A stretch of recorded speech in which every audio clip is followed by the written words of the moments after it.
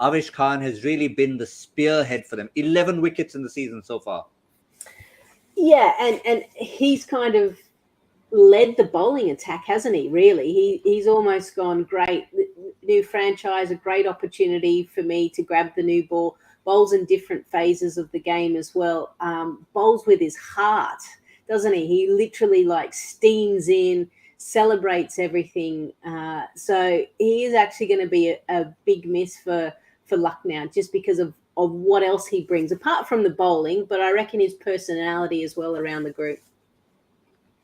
And he's been growing, Shaun. I mean, when he came in, he was initially not quite the same pace as an Umran Malik, but a bit of a tearaway who you'd say, listen, let him do his thing and pick up his wickets. Now he himself is maturing, and we've seen just how much of an asset he's been to Lucknow.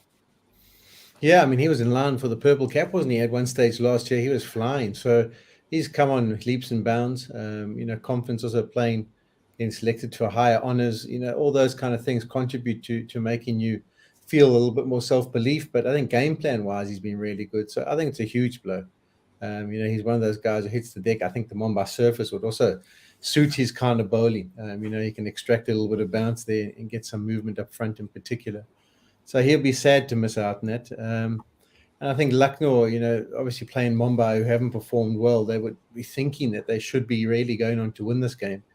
And in order to do so, you want your best squad on the park. So it is a blow for them. But then it's also early in the tournament. So if there is a niggle that can be looked after in a game's or two's rest, and that's probably the best strategy. Yeah, Mumbai will be thinking, well, we're looking at all sorts of things aligning. We're back at the Wankhede. Can't get any lower than 7. So we're looking at not making it 8. But the other factor, Lisa, last couple of days, we've come across a couple of teams who really have bowling attacks that inspire confidence. Suddenly, Lucknow were not always talked about as this great bowling team anyway. Now, if you take Avesh Khan out of that, does that make them look a little bit thin in that department? Yeah, it does, given that Avesh Khan has been the main guy to pick up wickets. Ravi Bishnoi has been good. I mean, you know what you're going to get with Jason Holder. He's a clever bowler. Krunal Pandya is starting to perform well with the ball as well. And Chamira, he's picked up a couple of wickets along the way. So they're starting to all play their roles. You're right, there's no big star. And I think we've spoken about this before about Lucknow. There isn't someone that really terrifies you, but they're all playing their roles. They all know what they need to do. They know the time and the phases that they're probably going to bowl, and they've been able to execute really well. So it's been quite clever how Lucknow have been able to use their bowlers without an out-and-out star bowler there. Yeah, Chamira, I've been impressed with. I've liked what I've seen from him. I think he'll also like bowling here. And then Krunal Pandya against his old foe. I look forward to seeing how he gets on. I mean, he hasn't picked up many wickets. We had a look at a bit of a stats of his so far in the tournament. Hasn't picked up many wickets, but he's doing the holding job brilliantly. Hasn't had to play too big a pole with the bat too. There we can see his contributions with the bat on the left-hand side. And bowling-wise, it's just a 2 for 27, 1 for 17, 1 for 29. But all those economy rates is good. And we saw the battle with his brother and how he was fully involved earlier on in the tournament. And I think it would be case in point when he comes up against his old teammates. I think he'll be right involved trying to make a difference. And I think he's got the potential to do exactly that. Yeah, it's a strange one because we've been referring to all the players who have left different franchises, particularly ones who have gone to one of the two new teams, which is slightly different from team going to any other franchise. Two new teams had to pick up someone from somewhere. But Lisa, if you look at Krunal, Hardik, we've mentioned Hardik earlier. Krunal never seemed like an integral part of the team. You didn't say, okay, Krunal Pandya important. You talk about Pollard and Hardik when it came to Mumbai. But yet he seemed to come in there and do the job each time. Yeah, he did. And it was like the three little musketeers, the Pandya brothers just following Kieron Pollard everywhere. It was quite cute to watch when you were at the ground. And Mumbai and Hardik and Pollard were able to kind of get the best out of him. Sometimes it's the people around you who's batting at the other end, who you're bowling with. They have a way of really drawing the best out of you. And Mumbai did that. And obviously it got him to the highest honour to represent India whilst he was with the Mumbai Indians. Now he's changed franchise and he's got to build those relationships again, and he's got to find his go-to people where he can feed off them a little bit more. So I reckon at the start he was finding his way, and now he seems to have slotted in nicely into the side and also his role that he's playing within Lucknow. Yeah. I mean, we often talk about Krunal Pandya. He comes in. Mumbai used to use him a little bit differently, Shaun. Chuck him in for a couple of overs in the power play, get that out of the way. Suddenly, not as quick as Jadeja, but he gets through his overs pretty quickly. And Lucknow not quite using him in the same role. In fact, he's been contributing probably more with the bat than significantly with the ball for them. Yeah, left-handers, they always like to float them, don't they? There's often times when particular bowlers come on and they think, well, let's get them in. So you'll be happy with that strike rate in particular. Whenever he's been given a chance, he's been able to be dynamic. And we saw a few times for Mumbai Indians, they used to send him up early to try and see if he could make an impact. But I think he'll be enjoying his role. I think he'll be enjoying the contribution he's making. But I think he'd be slightly more motivated for today to get a few more wickets under the belt. We've been having fun for that. And I'd love to see the crowd, because it's one of those things. Every time someone becomes a loyalist there, Krunal Pandya is Mumbai Indians, and suddenly they're seeing him, hang on, what's happened to his jersey? It's turquoise. So he's going to have maybe a bit of fun with the crowd as well. Yeah, let's hope so. We like the little byplays like that, the crowd getting involved, the players kind of bantering back and forth with them. It's the enjoyment of actually going to the ground and being part of the atmosphere and seeing those things happen. And I wouldn't be surprised if Krunal's the type of guy to play up to it a little bit as well. I think he'll enjoy the moment. Yeah, definitely more than Hardik for now, because with the captaincy on his shoulders, probably being a little bit cautious about such things. But Krunal Pandya is going to have a little bit of fun. We'll keep an eye on him. But and I wonder when he comes up, maybe bowling to Rohit Sharma early on. I wonder if that's going to happen or not. Maybe he'll go to KL Rahul and say, just give me the ball. I'll sort these guys out. Rohit Sharma, Shaun. How many times have we mentioned it? It's almost become, we could take little quotes from different shows and just paste it here. Virat Kohli, Rohit Sharma. Class act, temporary form, permanent class, etc., etc., etc. But Rohit Sharma, unlike Virat Kohli, has actually been getting starts. He hasn't looked as if the weight of the world is on his shoulders, and yet he's just not got the runs. Yeah, he hasn't. And the key thing with all these star players is they set their own standards. They create their own expectations of what they should or shouldn't be doing and what we've come to expect from him. I think he'd be happy with being back at the Wankhede Stadium. Obviously, one of the favorite grounds of his, and he enjoys batting there. And I think he understands the importance of, from a leadership perspective, of him performing really well and leading from the front. He's got that opportunity at the top of the order. I think Ishan Kishan as well needs to get off to a bit of a start. A little bit surprised by Mumbai and how they sort of put all their eggs in one basket with Ishan Kishan, because he didn't play all the games last year, did he? I mean, he was left out at some stage and then brought back. And yes, his last two knocks were fantastic. I remember that run chase where they were trying to qualify through net run rate. He was in blistering form, and that was what he's capable of. But not really as an experienced campaigner as being totally reliant on him at the top of the order. So that's why they do need Rohit to perform. And also Ishan Kishan needs to start coming good. Interesting that Shaun should mention Ishan Kishan. It was a talking point last year when that happened. He got dropped. And then everyone was saying, how could you drop him? You just got to let him go. He comes back hungrier, stronger, and almost saying that, we should have done this all along. So while we're not obviously suggesting that for a Virat Kohli or a Rohit Sharma, particularly, Lisa, because of Rohit's other role as captain.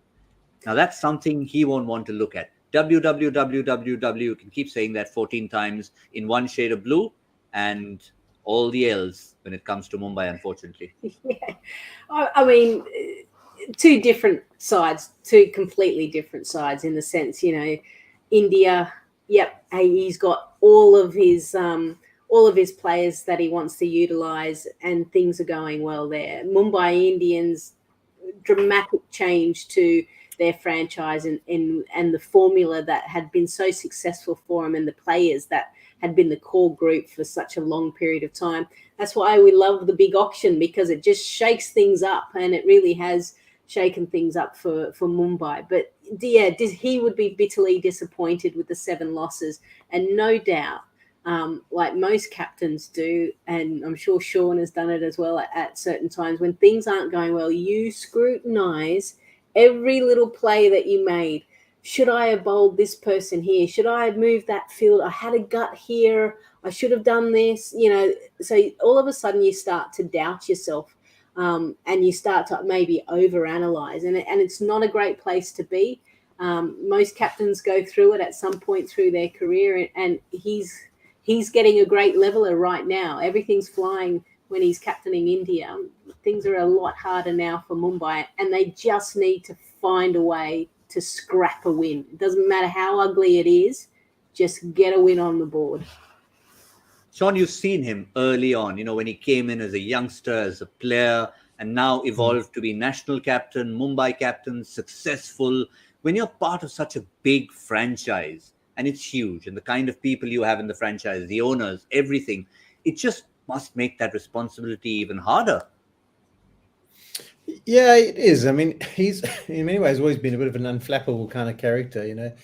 He's quietly competitive and very motivated to do well, but he's tended to take everything in his stride. He's almost looked quite laid back in his outlook whenever he's got into sort of a pickle and got his team out of it. But I suppose you also do get to understand that there was almost like little formulas that you learn as a captain when you've played with the same core unit for so long. You know when to get someone on, you know what's going to be effective, you know what they're expecting to do. And then with this change up, he's not, I don't think he's got that much confidence in each person and what job they're supposed to play. There's teams that are trying to negate someone like a Bumrah. I mean, as a captain, in many ways, all you're in control of is once you're on the field and you've got to look after your bowlers and the fielding and see if you can get the team over the line. But people have been a bit circumspect. They don't take as many risks against Bumrah. They look around the side and say, well, there's other options. Whereas in the years gone by, there was a lot of people that just kept coming on, building pressure. Bolt would build pressure up front. Jahar would come in the middle. No one could get him away. On certain services, your Pandya brothers and Pollard were very effective. It doesn't seem to be that same kind of aura around their bowling attack. So they're happy to say, listen, we'll look after Bumrah. There's plenty to chase later on. And that's the dilemma he's finding himself in. And I don't think he's got the trust of particular players in certain roles like he has for so many years at the franchise.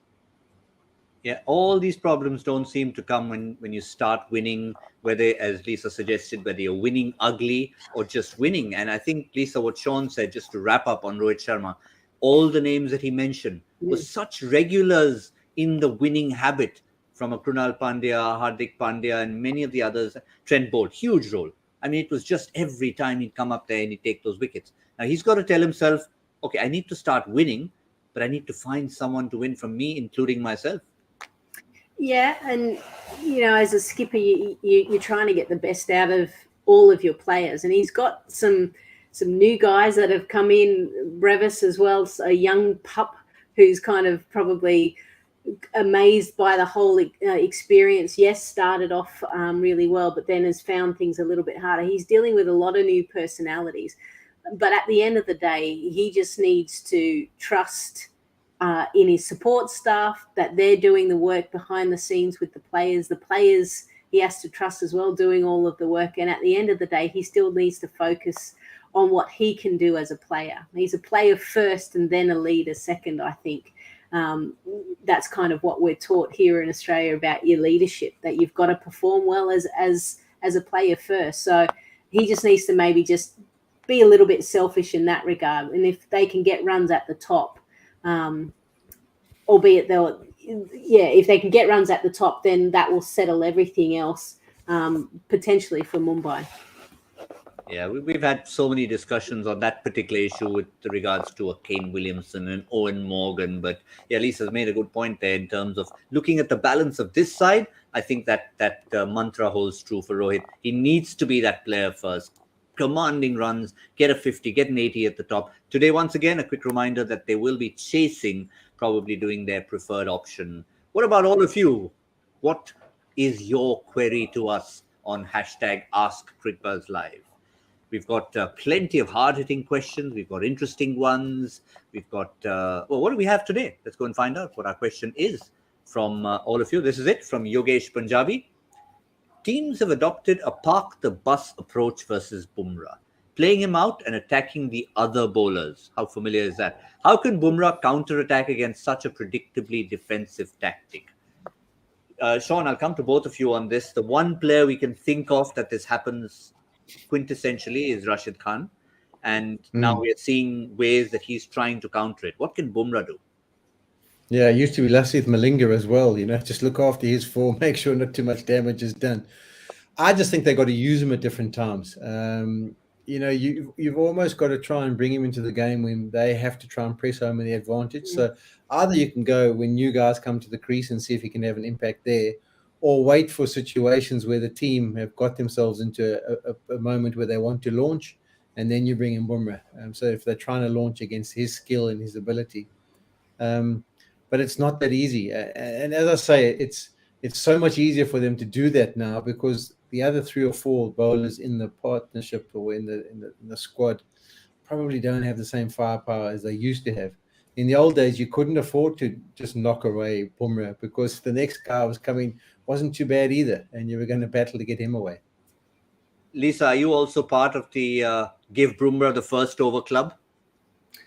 Yeah, and I mean, similar to Shaun as well, the other option that you could potentially do is manipulate the field a little bit more. So create gaps where you want them to take a few more risks, dangle a carrot, and then obviously get Bumrah to execute like he normally does really well. So there's different ways you can go about playing around to try and manufacture a few more situations where he could potentially have a bigger impact. But I mean, if you were to go and look at each stage of all the years that Bumrah's been part of Mumbai, at game 7 or game 8, how many wickets has he normally taken? Or, there is a huge light years between what's going on this year compared to previous years. So they've got to find a way to get him in the game a bit more with more of an impact. Well, I can tell you, if anyone's a member of that club, you'll just have to step out and wait because he's not bowling the first over yet again. It's the comeback kid, certain gentleman called Daniel Sams, who we thought, well, he'd been hit out by Pat Cummins all the way onto a plane back somewhere. But he's made a good comeback as old Daniel Sams. Brilliant performance last time around, and he's got ball in hand first up against the ex-Mumbai Quinton de Kock. That should be another battle. I know we talked a lot about Krunal Pandya. Quinton de Kock's going to have some fun at the Wankhede. We've got a question for you, of course, from our good friend, Sri Bhattacharya. What is our joy factor question for the day? Let's quickly bring it to you. Now that we've brought you who's bowling the first over. What connects a former bowling... I love these kind of questions. A former bowling consult of Hyderabad, a policeman in the film Kurukshetra, go out and watch that film, and a cricketer who played 1 test and 10 ODIs for an Asian country. Former bowling... Oh, my. You're not going to be able to just Google this, folks. No, I've got it. I've got it. They all support Mumbai now. There you go. Played. Well played, Shaun. That's got it straight in there. If you guys get the hint, come on, try and get it. Hashtag Cricbuzz Live, give us the answer. But of course, we want to get our predictions in. It's a big one. It's the 24th of April. Mumbai at the Wankhede on Sachin's birthday. He's going to be in the dugout. Are they going to go out and win? First and foremost, they've got to restrict Lucknow to something manageable. What is manageable here, Shaun Pollock? I'm going for the score that they're going to get is 177. Oh, he likes that score, doesn't he? So whether or not it's manageable, I'm not sure, but that's his prediction. 186. Ooh, 186. Yeah, she's an Australian. Birthday. She couldn't go 187. She couldn't say 187. Yeah, well done. No, not so many. Not so many. Sachin's watching from the stands. Quinton and Krunal won't make anything. So I'm going to go 162. I'm going to go way away from everyone. 162. I could be horribly wrong, as I tend to be, but that's the fun we're going to have here with a few numbers, predictions. 49 is the other number to remember. We don't like to give ages away, but it is Sachin, not out 49, 1 to go for another great half century. That's where we leave the show with one reminder. If you like a party on a Sunday, the place to go is Match Party. Here it is. Get Set Match on Cricbuzz Plus. Yep, Joy's been busy, gives us the quiz questions, heads over to Party. Lots of the other usual suspects there as well. Promise you, it's great fun. Get in there and watch along. We'll see you on the 10th over on Cricbuzz Combox and, of course, at the mid-innings to see if any of our predictions come true. That's all we have on Cricbuzz Live.